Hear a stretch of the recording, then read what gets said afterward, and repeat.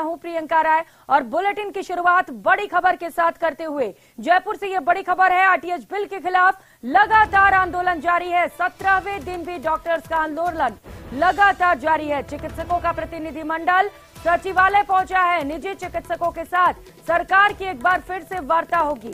सचिवालय में निजी चिकित्सकों के साथ सरकार की ये वार्ता होगी, जो कई मायनों में बेहद अहम मानी जा रही है। प्रमुख शिक्षा सचिव टी रविकांत के साथ ये बड़ी चर्चा होगी। तो राइट टू हेल्थ बिल से जुड़ी इस वक्त की बड़ी खबर आपको बता रहे हैं। लगातार चिकित्सकों का आंदोलन जारी और इस बीच ये बड़ी खबर आपको बता दें, सरकार से एक बार फिर से चिकित्सकों की वार्ता होगी। तो अलग अलग बिंदुओं पर चर्चा की जा रही है। सभी बिंदुओं पर सिलसिलेवार चर्चा की जा रही है। किन बिंदुओं में क्या परेशानी है, इसे लेकर लगातार सरकार के साथ वार्ता हो रही है। सहयोगी सौरभ हमारे साथ जुड़ चुके हैं। सौरभ, एक बार फिर से वार्ता की बात निकलकर सामने आ रही है। कब ये वार्ता होगी और क्या लग रहा है हल निकलेगा इस पूरी समस्या का? जी बिल्कुल, देखिए, जो निजी डॉक्टर्स का प्रतिनिधिमंडल है वो इस वक्त सचिवालय में पहुंच चुका है और वार्ता भी जो है वो शुरू हो रही है। और चिकित्सा शिक्षा सचिव टी रविकांत है, उनके साथ जो है ये वार्ता हो रही है। और इस वार्ता में जो डॉक्टर्स के पॉइंट्स हैं उनको जो है वो रखा जा रहा है। हालांकि अभी उम्मीद करना कि ये वार्ता सफल रहेगी और इसमें सकारात्मक परिणाम निकलेंगे, ये कहना मुश्किल है, क्योंकि डॉक्टर्स भी जो है वो अपनी मांगों पर अड़े हुए हैं और सरकार का रुख भी बिल्कुल क्लियर है।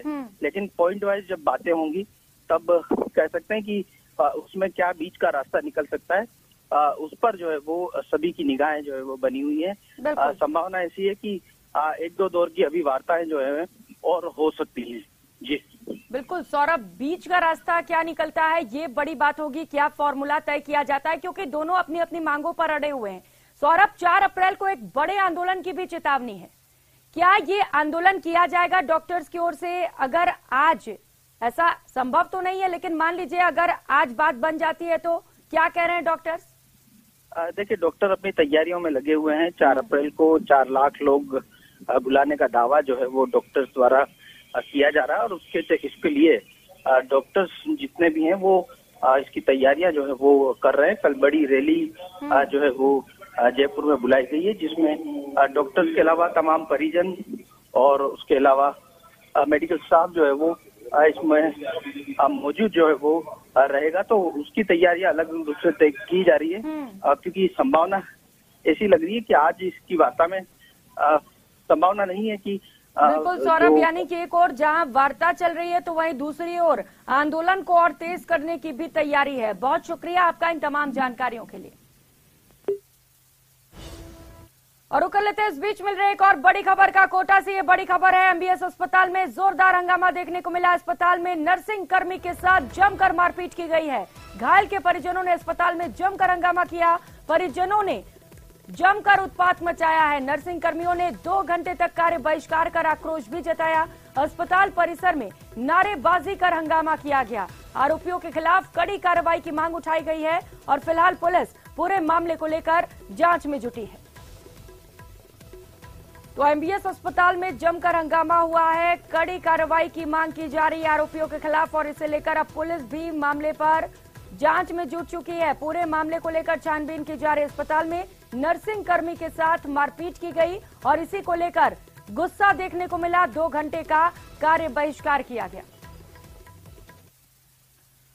और कल इस बीच मिल रही एक और बड़ी खबर का। दिल्ली से ये बड़ी खबर है। राजेंद्र राठौड़ दिल्ली के दौरे पर हैं। मंत्री भूपेंद्र यादव और किरण रिजिजू से भी मुलाकात करेंगे।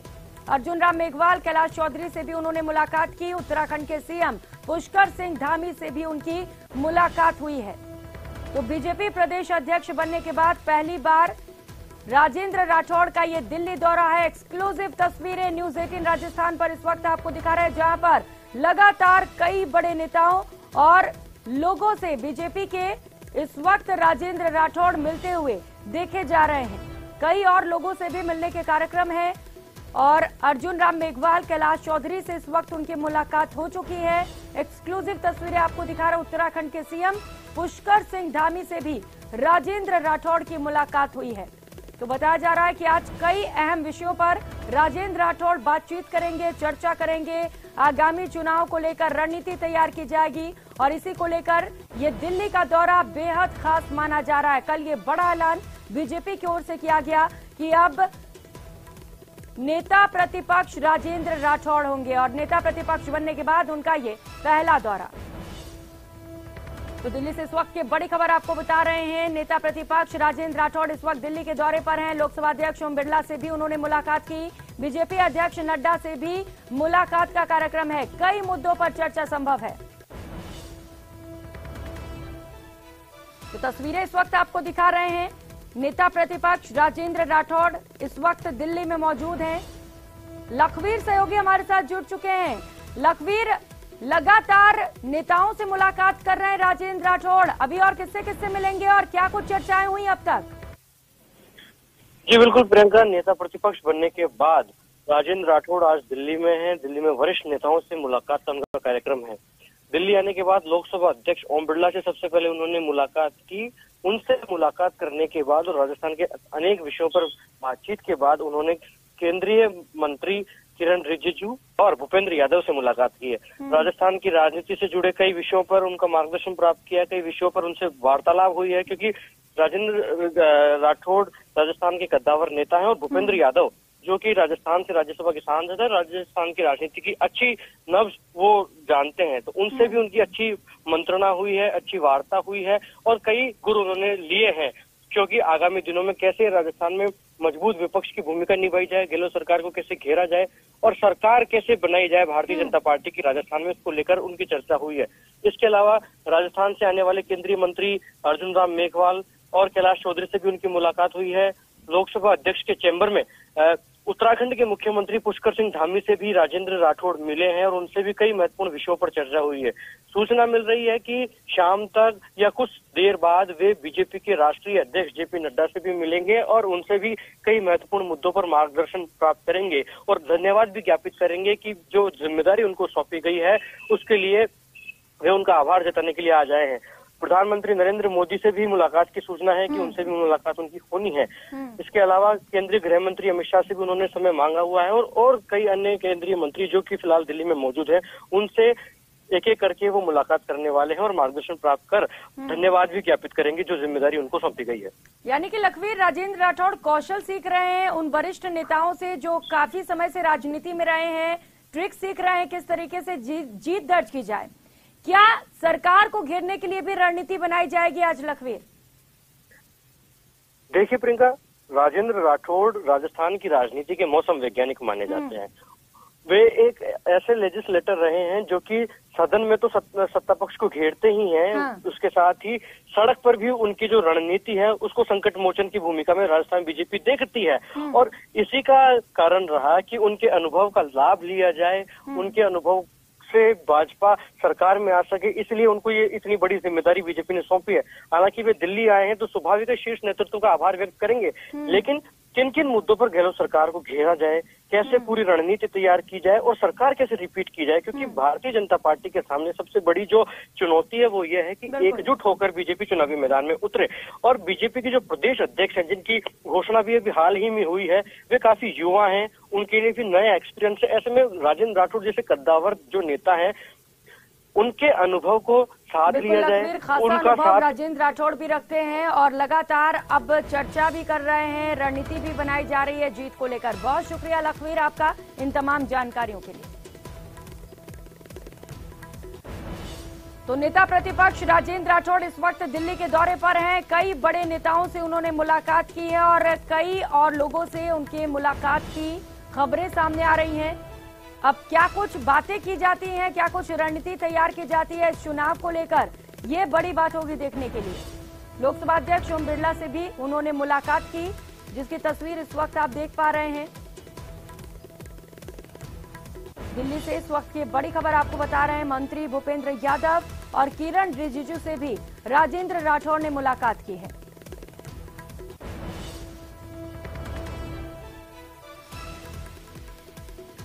और रुक लेते एक और बड़ी खबर का टोंक से। ये बड़ी खबर है, बीजेपी प्रदेशाध्यक्ष सीपी जोशी का बड़ा बयान सामने आया है। मुख्यमंत्री बनने का सपना देख रहे नेताओं को उन्होंने दो टूक चेतावनी दी है। कहा है अब किसी का फोटो नहीं लगेगा, केंद्र की कल्याणकारी योजनाओं के फोटो लगेंगे। मेरा नारा मत लगाइए, जितनी मेरी उम्र है उतनी कई कार्यकर्ताओं की राजनीतिक आयु है। सीपी जोशी ने कार्यकर्ताओं को 5 नारे लगाने के लिए कहा है। उन्होंने कहा है सिर्फ भारत माता, बीजेपी, नरेंद्र मोदी, अमित शाह और जेपी नड्डा के नारे लगाए जाएंगे। कार्यकर्ताओं ने सीपी जोशी का इस दौरान जोरदार स्वागत किया। दरअसल सीपी जोशी कोटा के दौरे पर थे और जाते समय टोंक हाईवे पर कार्यकर्ताओं ने उनका भव्य स्वागत किया, जहां पर सीपी जोशी ने कार्यकर्ताओं को ये मंत्र दिया है। पदाधिकारी और कार्यकर्ता इस दौरान बड़ी संख्या में मौजूद रहे, जिन्होंने सीपी जोशी का स्वागत किया।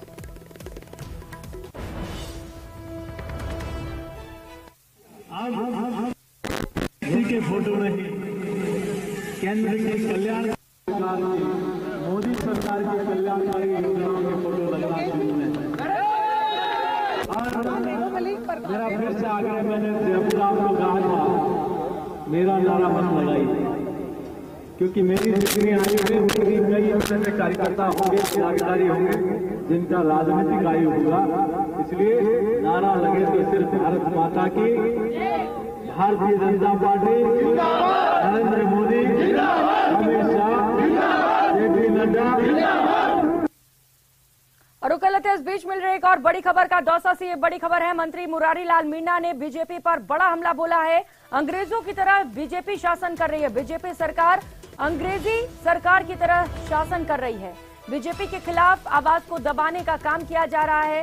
झूठ को सच साबित करने में बीजेपी के नेता माहिर हैं। ओबीसी का अपमान बताकर गलत तरीके से प्रचार किया गया। नीरव मोदी और ललित मोदी तो ओबीसी हैं ही नहीं। जो अंग्रेजों से नहीं डरे वो बीजेपी से भी डरने वाले नहीं हैं।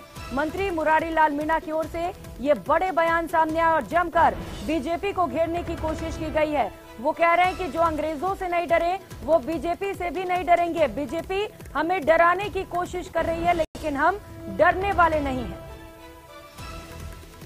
हमारे कांग्रेस के संस्कार ऐसे नहीं है, हम गांधीवादी तरीके से आंदोलन कर रहे हैं। बीजेपी वालों की एक आदत है कि किसी भी सबसे बड़ी झूठ को वो सत्य सिद्ध कर देते हैं। मोदी के ऊपर जो राहुल गांधी ने भाषण दिया था वो क्या प्रचारित कर रहे थे, अब ओबीसी का अपमान हो गया।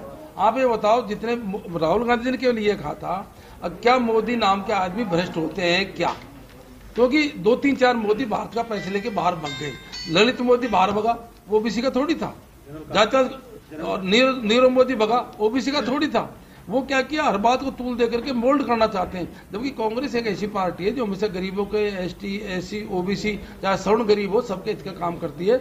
ये तो केवल बीजेपी वाले हैं। ये जो पूरी सत्ता इन्होंने प्राप्त करी है, ये फ्रॉड पढ़े से ही करी है। और निश्चित एक दिन जनता जागरूक होगी और हमारी पार्टी जनता को जागरूक करेगी। और एक दिन ऐसा आएगा कि इनको पूरे देश के अंदर क्रांति की स्थिति पैदा हो गई। निश्चित ही आज जो भारत संसार में सबसे बड़ा प्रजातांत्रिक देश था, आज विदेशी भी उसको कमेंट्स करने लगे भारत में प्रजातंत्र का आखिर हो क्या रहा है। और रुकलते इस बीच मिल रही एक और बड़ी खबर का। जालौर से ये बड़ी खबर है। भीनमाल को जिला बनाने की मांग की जा रही है और इसे लेकर लगातार आंदोलन जारी है। भीनमाल उपखंड कार्यालय के आगे 10 लोग अनशन पर बैठे हुए हैं। कल जयपुर में राम लोभाया समिति से प्रतिनिधि मंडल मुलाकात करेगा। भीनमाल में 17 मार्च से लगातार विरोध प्रदर्शन जारी है। भीनमाल जिला बनाओ संघर्ष समिति के बैनर तले ये प्रदर्शन हो रहा है। भीनमाल, बागोड़ा, जसवंतपुरा और रानीवाड़ा के लोगों के द्वारा ये प्रदर्शन किया जा रहा है। तो भीनमाल को जिला बनाने की मांग की जा रही है। कई सालों से ये मांग चलती आ रही है और जब 19 जिलों की घोषणा की गई और इसमें भीनमाल का नाम नहीं था, इससे लोगों का गुस्सा और भी ज्यादा बढ़ गया और अब इसे लेकर लगातार प्रदर्शन किया जा रहा है। लंबे वक्त से लोग प्रदर्शन कर रहे हैं, अपनी मांगों को मनवाने के लिए यहाँ पर धरने पर बैठे हुए हैं। तस्वीरें आप देख पा रहे हैं जहाँ पर कई जगह के लोग हैं। बताया जा रहा है कि प्रदर्शन में भीनमाल, बागोड़ा, जसवंतपुरा और रानीवाड़ा के लोग भी शामिल हैं। तो 10 लोग इस वक्त अनशन पर भी बैठे हुए हैं। सहयोगी श्याम हमारे साथ जुड़ चुके हैं। श्याम, लगातार भीनमाल को जिला बनाने की मांग की जा रही है, आगे क्या रणनीति है? कुछ लग रहा है इन्हें इनकी मांगे पूरी होंगी?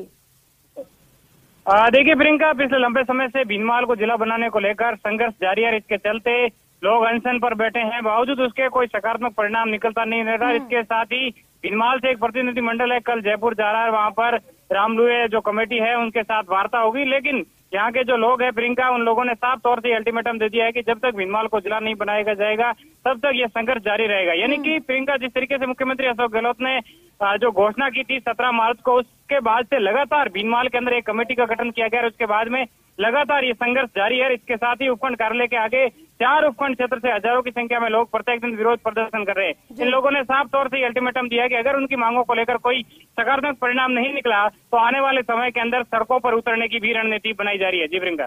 बिल्कुल श्याम, तो अल्टीमेटम दे दिया गया इनकी ओर से और 10 लोग अनशन पर भी बैठे हैं। श्याम, उनकी क्या स्थिति है? अभी कोई पहुंचा है क्या सूद लेने के लिए? देखिए प्रियंका, 10 लोग अनशन पर बैठे हैं। हालांकि डॉक्टरों की टीम है वो उनका चेकअप करती है हेल्थ का, लेकिन इस तरीके का प्रशासनिक अधिकारी है वो कोई भी मौके पर नहीं पहुंचा है। जो अनशन पर बैठे हुए लोग हैं उन्होंने भी ये साफ तौर से ये कह दिया है कि मरना मंजूर है लेकिन धरने से नहीं उठेंगे और अपना संघर्ष जारी रखेंगे। यानी कि जो आंदोलनकारी है वो आंदोलन और भी तेज करने के मूड में है। बहुत शुक्रिया आपका इन तमाम जानकारियों के लिए।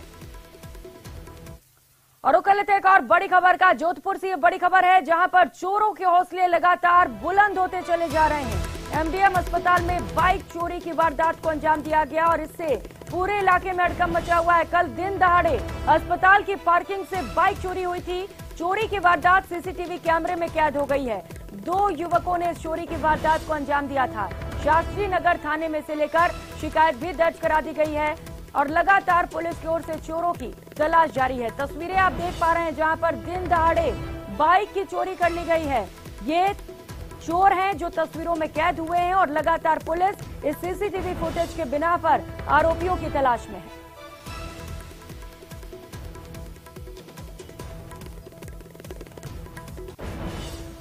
और इस वक्त जयपुर बम ब्लास्ट मामले से को लेकर अरुण चतुर्वेदी इस वक्त पीसी कर रहे हैं। सीधे लिए चलते हैं। और सरकार के प्रति जो उनके नुमाइंदों की इन्वेस्टिगेशन और पैरवी दोनों जगह उन्होंने कमी खामी रखी, उसकी वजह से उनको लाभ मिला। इस बात का इस तमाम विषयों के ऊपर आज अरुण जी भाई साहब आप सबको संबोधित करेंगे। मैं बिना किसी औपचारिकता के अरुण जी से आग्रह करूंगा कि इस पूरे विषय को मीडिया के सामने रखें।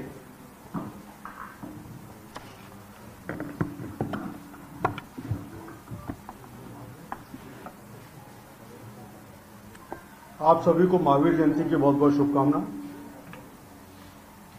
आज की प्रेस का दिन तय करने में महावीर जयंती एक बड़ा महत्वपूर्ण विषय है।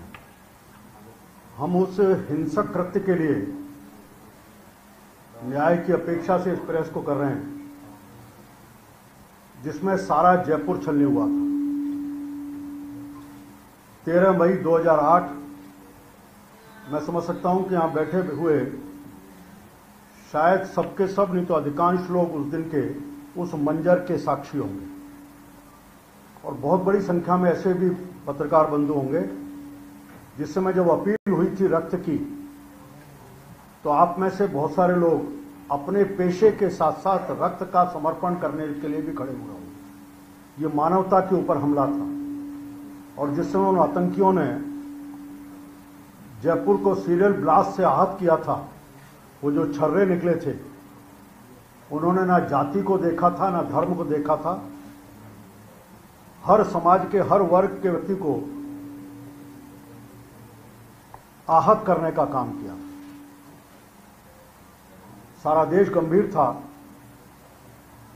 आज जिस प्रकार का फैसला 4 दिन पहले आया है, माननीय उच्च न्यायालय ने कहा कि पैरवी और जांच इन सब के कारण से ऐसे तथ्य नहीं निकलते कि 6 लोगों को नीचे सेंटेंस हुआ था, 6 में से 2 की मृत्यु पहले ही हो चुकी थी बाटलागम हाउस काउंट में, बाकी 4 बचे और 4 को भी बरी करने का कारण बना। मैं न्याय के पक्ष की तरफ नहीं जाऊंगा, मैं पेशे से वकील हूं।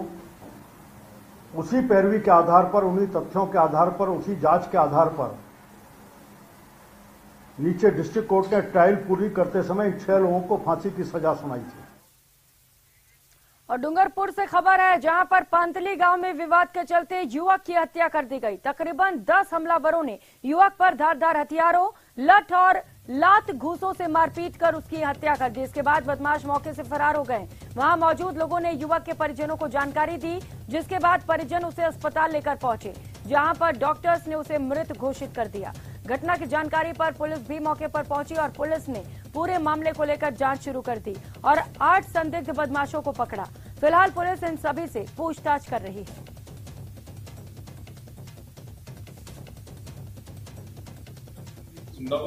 हैं जो अपने यहाँ पे पातली गांव के रहने वाले हैं। गांव के बाहर एक किराया बना हुआ, उस किराए के पास घायल अवस्था में अपने परिजनों को मिले थे। कल ये 8-9 बजे के बीच में घटना है। इसके बाद परिजन उनको हॉस्पिटल डूंगरपुर लेके आए। डूंगरपुर हॉस्पिटल में इलाज के दौरान उनकी डेथ हो गई।